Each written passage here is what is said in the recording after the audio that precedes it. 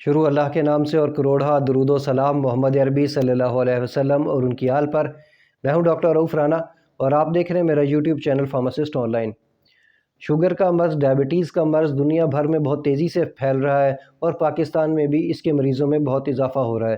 ایک محتاط اندازے کے مطابق اس وقت پاکستان میں 2 کروڑ سے زائد افراد اس مرض کا شکار ہیں۔ اس مرض میں جسم ضروری انسولین پیدا نہیں کر سکتا، جس کی وجہ سے گلوکوز کا لیول بڑھتا رہتا ہے یا وہ کم نہیں کیا جا سکتا، یا انسولین تو پیدا کر رہا ہوتا ہے لیکن وہ انسولین کے خلاف ریزسٹنس پیدا ہو جاتی ہے اور انسولین اپنا کام صحیح طریقے سے نہیں کر سکتی۔ اس مرض میں بہت ساری ادویات کا ایجاد ہوئی اور بہت ساری ادویات کا استعمال کیا جاتا رہا ہے۔ آج جس دوا کا ہم ذکر کریں گے اس کا نام ہے ڈاپا۔ ڈاپا ایک منفرد قسم کی دوا ہے۔ یہ نہ صرف شوگر کو کنٹرول کرتی ہے بلکہ اس کے ساتھ ساتھ شوگر کے نتیجے میں جو ممکنہ نقصانات جسم کو ہو سکتے ہیں اس سے بھی پریونٹ کرتی ہیں۔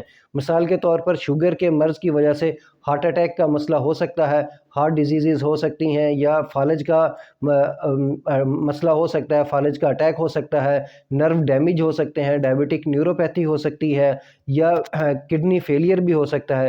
یہ تمام ان ممکنہ خطرات کو سے پریونٹ کرتی ہے، یعنی کہ ایک طرف سے یہ شوگر کو تو کنٹرول کرتی ہے لیکن دوسری طرف سے اس کا اچھا کام یہ ہے کہ یہ دوسری مختلف بیماریوں سے بھی جسم کو بچاتی رہتی ہے۔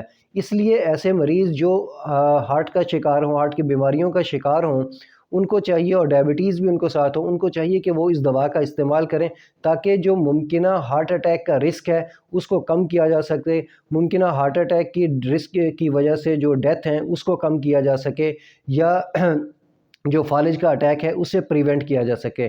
آپ اپنے ڈاکٹر کو سے مشورہ کر کے یا اپنے فارمیسسٹ سے مشورہ کر کے اس ڈاپا دوا کا استعمال کر سکتے ہیں، کیونکہ یہ آپ کے اس شوگر کو کنٹرول کرنے کے ساتھ ساتھ دوسری چیزوں سے بھی پریونٹ کرتی ہے۔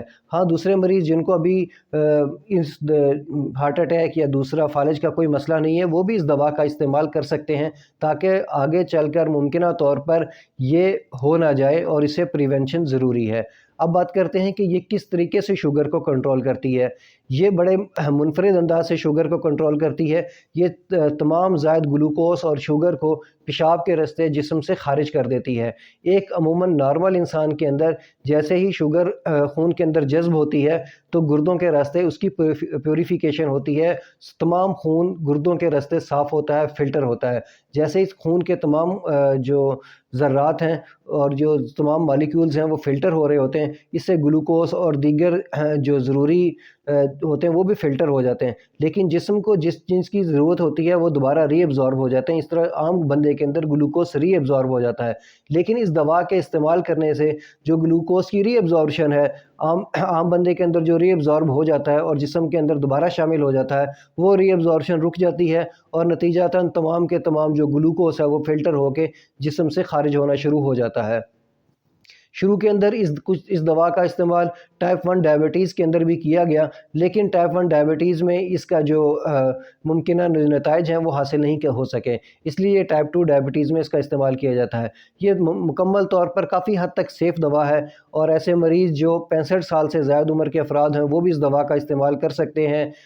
ہاں، ایسے مریض جو ڈائلیسس پہ ہوں ان میں اس دوا کا استعمال نہیں کیا جا سکتا، یا ایسے مریض جن کو بہت زیادہ یورینری ٹریک انفیکشن رہتا ہے اس میں بھی اس دوا کا استعمال بڑے سوچ سمجھ کر ہی کیا جاتا ہے۔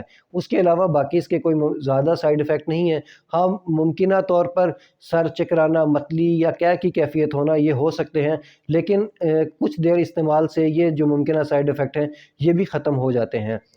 مجھے امید ہے کہ میری یہ معلومات آپ کے لیے فائدہ مند ہوگی۔ اللہ آپ کو اور آپ کے تمام اہل خانہ کو صحت والی زندگی عطا کرے۔ اللہ حافظ۔